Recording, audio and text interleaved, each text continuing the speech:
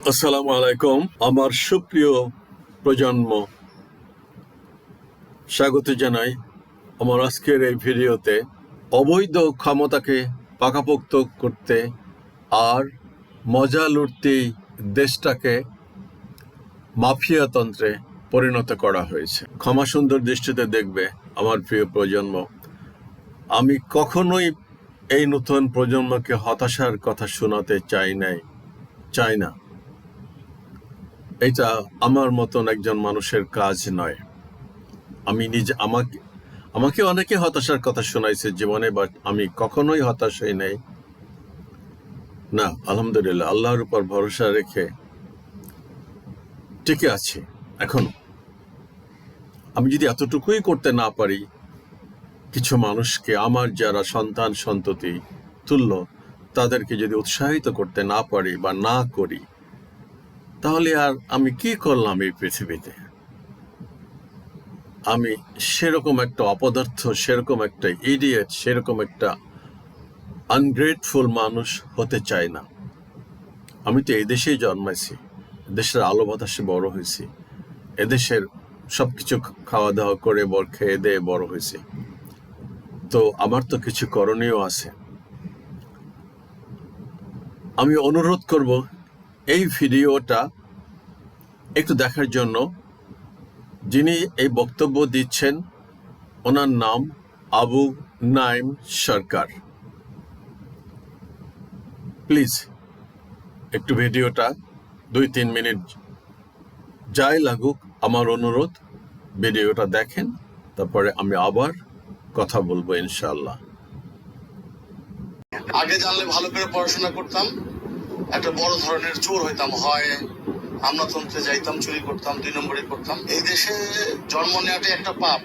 দাউদ হায়দার বোধহয় সম্ভবত কবিতাটা লিখে গেছেন। এটা একদম পুরোপুরি সত্য আমাদের ক্ষেত্রে এখন, কারণ এই দেশে জন্মগ্রহণ করছে। জন্ম নেওয়া না ব্যবসা করা, জন্মগ্রহণ করা করছে, এটা একটা পাপ, প্রথম পাপ। দ্বিতীয় পাপ হচ্ছে এই দেশে ব্যবসা করতে আসছে। আগে জানলে ভালো করে পড়াশোনা করতাম, একটা বড় ধরনের চোর হইতাম, হয় আমলাতন্ত্রে যাইতাম, চুরি করতাম, 2 নম্বরই করতাম। আমি মনে করি টোটাল সিস্টেমটাই করাপ্টেড। যখন সিস্টেমে থাকে তখন কথা বলে না, আর যখন সিস্টেম থেকে বের হয় তখন সিস্টেমের বিরুদ্ধে বলে। এটা একটা দ্বিচারিতা। বাংলাদেশের যারা আমলাতন্ত্রে আছে তারা বেস্ট স্টুডেন্ট বলে আমরা মনে করি। তাদের কেন ক্ষোভ আমাদের দেশের প্রতি? কেন তাদের বিদ্বেষ আমাদের দেশের সাধারণ মানুষের প্রতি? কেন তারা চেয়ারে থাকলে বোঝে না, চেয়ার থেকে বের হলে বোঝে? এটা আমার বড় কোশ্চেন। বিচার বিভাগ থেকে কথা বলা যাবে না, কোনো কিছু নিয়ে কথা বলা যাবে না। আজকে রাজনীতিতে দুর্বৃত্তায়ন, পাশাপাশি আমলাতন্ত্রে দুর্বৃত্তায়ন। এই কারণে আজকে সাধারণ মানুষ, এই 18 কোটি মানুষ একটা নাবিশ্বাস উঠছে। আমাদেরকে এমন ভাবে বিভাজন করে দেওয়া হয়েছে, পলিটিক্যালি সবকিছুতে বিভাজন। আমাদের এই বিভাজন থেকে বের হওয়ার কোনো রাস্তা আছে বলে আমরা মনে করি না, যদি এটা পলিটিক্যাল বক্তব্য। আমি তো আসতেছি সেটাই। আমাদের নিয়ে যে কথা বলবে, আপনারা ভয় পান কেন কথা বলার সময়? বাধা দিচ্ছেন না, বিভাজন এমন একটা জায়গায় চলে গেছে, কেউ কথা বলছে না। আর সব এমন ভাবে চাটে, এমন ভাবে চাটুকার, এমন ভাবে তেলবাজ, এমন ভাবে শিক্ষিত দুর্বৃত্ত তাদের প্রত্যেকটা বড় বড় জায়গায় এই গভর্নমেন্টে বসিয়েছে। I am sufferer for that. কোথাও ন্যায্য বিচার নাই। সবচেয়ে রাষ্ট্রের বড় কর্মকর্তা যদি অন্যায্য কাজ করেন, তখন কথা বলার কোনো জায়গা নাই। তো আমরা হয়তো কথা বলতে পারবো না ফিউচারে। প্রশ্ন হচ্ছে কোথায় অনিয়ম নাই? আর সবচেয়ে বেশি খড়গ পোহায় আমাদের মতো যারা প্রান্তিক ব্যবসায়ী বলি আমরা, প্রান্তিক জনগোষ্ঠীকে নিয়ে আমরা কাজ করি। আপনি দেখবেন সর্বোচ্চ সবসময় অভাব শুধু গার্মেন্টস সেক্টরে। বিটিএমই, বিজিএমই, বিকেএমই, তাদের অভাবগ্রস্ত শেষ হয় না। তারা ব্যাংকের টাকা সব নিয়ে গেছে। শুনতে খারাপ লাগবে, আমি অনেক ডিবেট করি, আমি প্রমাণ করে দিব। তারা মানে কিভাবে আনহেলদি কম্পিটিশন করে দেশটাকে একটা জিম্মি করে ফেলছে। আর দুর্বৃত্তায়ন তো আছে যারা টাকা চুরি করে দেশ থেকে চলে গেছে। কিন্তু ওই তাদেরকে মনোযোগ দিতে গিয়ে আরেকটা সেক্টর তৈরি হয়েছে, যারা ব্যাংক থেকে টাকা নিয়ে মুড়ি বিক্রি করে, ঝাড়ু বিক্রি করে, এবং তারা সমস্ত প্রান্তিক যারা ছোট ছোট উদ্যোক্তা আছে তাদেরকে রাস্তায় বসিয়ে দিয়েছে। আমাদের যে দেশের স্বাস্থ্য খাতে একটা ভয়ঙ্কর চিত্র তুলে আসছে, আমরা স্বাস্থ্য খাতে যে ভয়াবহ চিত্র, তার কারণ হচ্ছে সাধারণ ছোট ছোট চিপস, যা দরকার কয়েকটা কোম্পানি কম্পিটিশন করে তাদের মিডিয়ার মাধ্যমে বেকারি খারাপ, এটা খারাপ, ওইটা খারাপ, কিন্তু তাদের সমস্ত খারাপ প্রোডাক্ট আপনার বাজারে 6 লাখ। সেই বাজারে ওই প্রোডাক্ট নিয়ে কিন্তু কোনো আপনার এখন পর্যন্ত শুনি নাই বিএসটিআই বলেন কোনো ল্যাব তারা করেছে। যাক, এটা একটা বিষয়। আপনারা ভয় পান কেন কথা বলার সময়? বাধা দিচ্ছেন কেন? আগে জানলে ভালো করে আমি আশা করি এই ভদ্রলোকের প্রতিটা কথা গভীর মনোযোগ সহকারে আপনারা প্রত্যেককে শুনেছেন। সবচেয়ে একটা বড় কথা বলছেন যে এই দেশে জন্মগ্রহণ করাই প্রথম পাপ। এক্স্যাক্টলি প্রত্যেকটা কথার সাথে আমি ওনার একমত,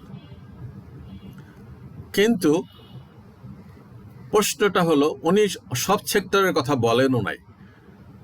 উনি চিকিৎসার কথা বলছেন, ব্যবসার কথা বলছেন, লেখাপড়ার অবস্থা কি? এমন কোন সেক্টর, এমন কোন জায়গায় বাইতুল মোকাররমের মতন মসজিদের খতিব নিয়োগ হয় ভুয়া সার্টিফিকেটে, উনি সম্ভবত সেটা জানেন না বা উনি খেয়াল করেন নাই। তাহলে এই মুসলিম রাষ্ট্র কোন দিকে যাচ্ছে? আমার নতুন প্রজন্মের কাছে এই প্রশ্ন, দায়ী কারা? কে দায়ী? কি কারণে এই রাষ্ট্র? আমি সবসময় বলি এটা একটা গজবের রাষ্ট্র। এখানে একটা 10 মাত্রার ভূমিকম্প হওয়া উচিত, একটা ওয়াশ আউট হওয়া উচিত। যে থাকি না সেটা ভিন্ন কথা বাবা, I am sorry to say it. না হলে থামাবে কে এদেরকে? এই রাষ্ট্রের পরিবর্তন আসবে কিভাবে? আসার কোনো সম্ভাবনা আছে? আমাকে আমার নতুন প্রজন্মের কেউ কি বলতে পারেন যে আঙ্কেল এইভাবে করলে, এই কাজ করলে, এগুলা অ্যাচিভ করতে পারলে এই রাষ্ট্রটা ঠিকঠাক ভাবে চলবে? বা এরা আদৌ, এই নতুন প্রজন্ম কি আদৌ চায় যে সমাজটা একটা পরিবর্তন আসুক? আসলে তারা তো এর চাইতে ভালো কিছু দেখে নাই আমার বিশ্বাস। তাই তারা বুঝতেছে না যে আসলে আমরা কিসের ভিতর দিয়ে যাচ্ছি। এই যে ভদ্রলোক খেদ প্রকাশ করলেন, খুব জানালেন, কারণ উনি তো ভুক্তভোগী, এর চেয়ে ভালো পজিশনে আগে আমরা ছিলাম। আমি তো বহু লোকেই বলতেছে, আমরা ওই দিন আফজাল সাহেব বলতেছিলেন যে এইরকম ঝামেলা, এইরকম হাহুতাশ, এইরকম পেরেশানি আমাদের বাপ দাদাদের আমলে ছিল না। আফজাল সাহেব একজন অভিনেতা। আমি তো বলতেছি, আমাকে যদি বলা হয় তুলনা করতে 71-এর পরে আর 71-এর আগে, বলবো জাহান্নাম আর জান্নাত। জাহান্নামে আছি এখন। এই বাংলাদেশ, সারা পৃথিবীতেই সমস্যা, কিন্তু এই বাংলাদেশে আরো বেশি সমস্যা। এটা ইন্টেনশনালি করা হয়েছে শুধু ক্ষমতায় টিকায় থাকার জন্য, আর আরেকটা রাষ্ট্রের পেটের ভিতরে এটাকে ঢুকে যাওয়ার জন্য। স্বামী স্ত্রীর সম্পর্ক বানাইছে, রক্তের সম্পর্ক বানাইছে। এখন এই যে চেতনার লড়াই বর্ডারে চলতেছে, প্রত্যেক দিনই চেতনার লড়াই। আমি তো বলি এটাকে চেতনার লড়াই, চেতনার বহিঃপ্রকাশ। আবার বলতেছে 2 রাষ্ট্র, এত কোটি মানুষ এক করে ফেললে কি হয়? এটাই ছিল মূল উদ্দেশ্য। আমি তো বারবার বলছি, 71-এর চেতনাটা কি ছিল? চোরের খনি দেয়া এই রাষ্ট্রের যাত্রা শুরু, তারপরে হলো বটমলেস বাস্কেট, যে লুটের রাজত্ব চলতেছে। এটাই তো বাস্তবতা। কি হচ্ছে এখানে?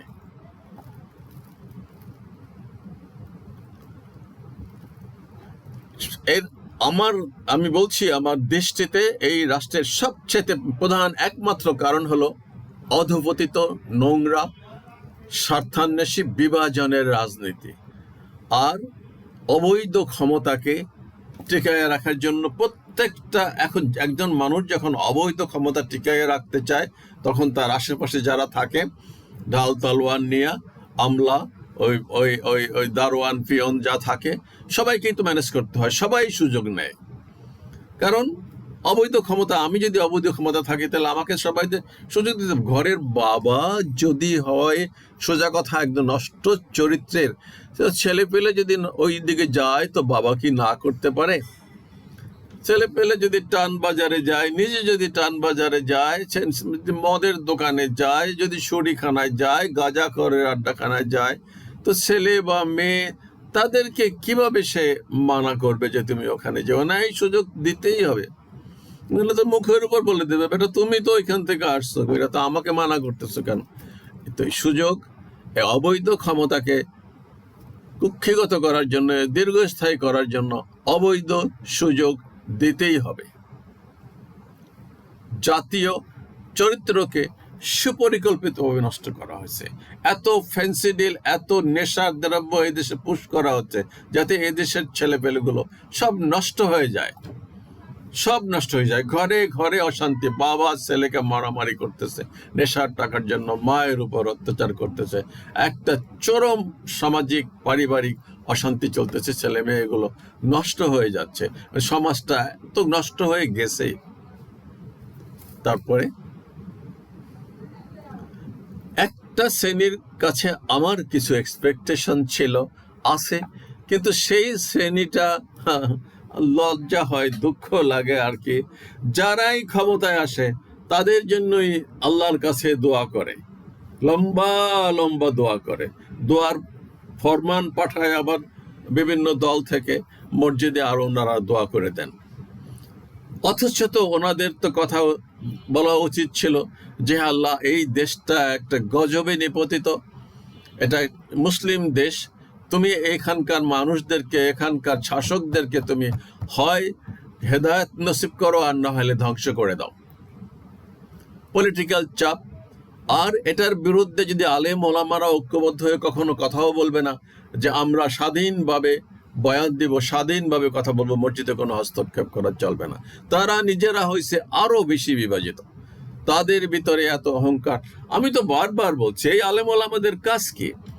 এদের তো কাজ ছিল রাষ্ট্র চালানো। আজকে যদি সমগ্র আলেম সমাজ যদি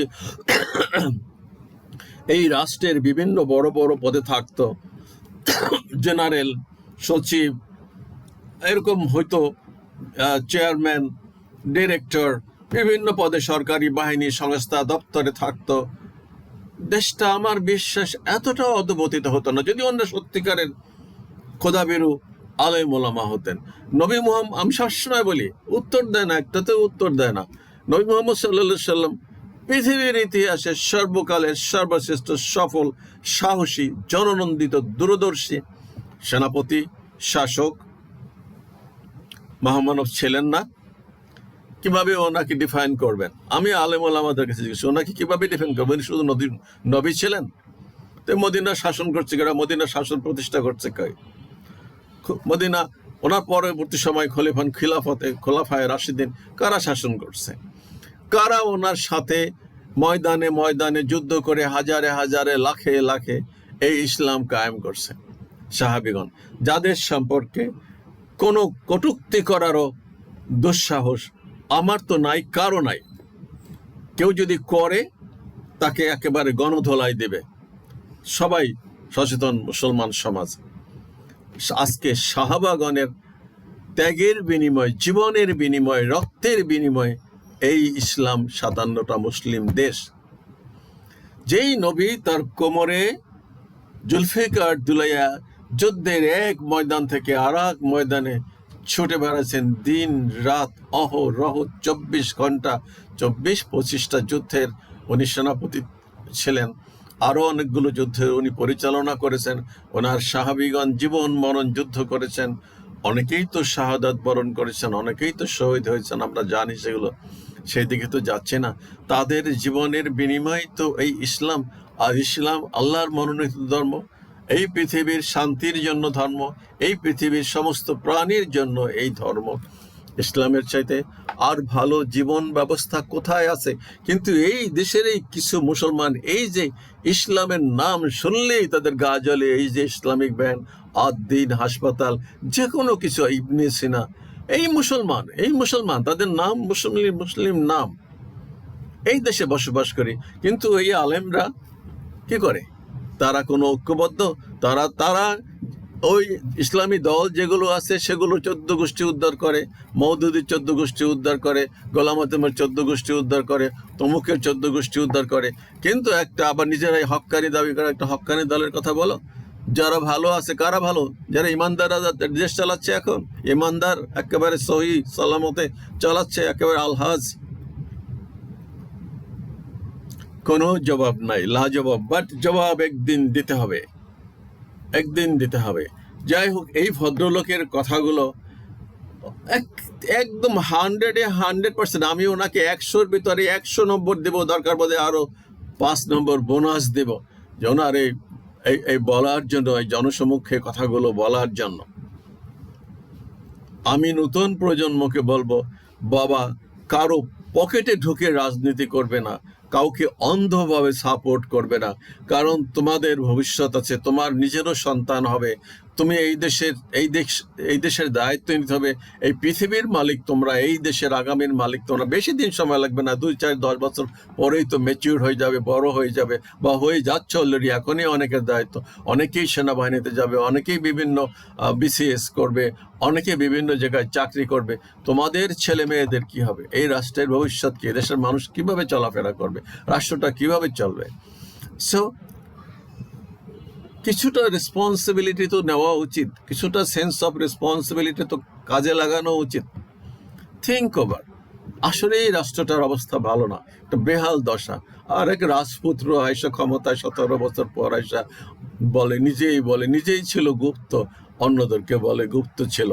এটা একটা দ্বিচারিতা, এগুলোর কোনো অর্থ নাই। এদের কাছ থেকে কিছু আশা করা যায় না, অন্তত আমি আশা করি না, করার কোনো লক্ষণ আমি দেখি না যে আশাবাদী হব বা এরা ভালো কিছু করবে।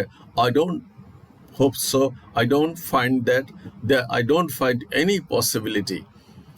ওকে, সো যাই হোক, আর আলেমদের বললাম, আপনারা কি নিজেরা ঐক্যবদ্ধ হয়ে একটা দল করতে পারেন না? এত ফটর ফটর করেন, এত বড় বড় ওয়াজ করেন, এত বড় বড় ড্রেস পরে, বড় বড় চেয়ারে কেদারায় বসে একেবারে দুনিয়াদারি উল্টায় ফেলাই দেন।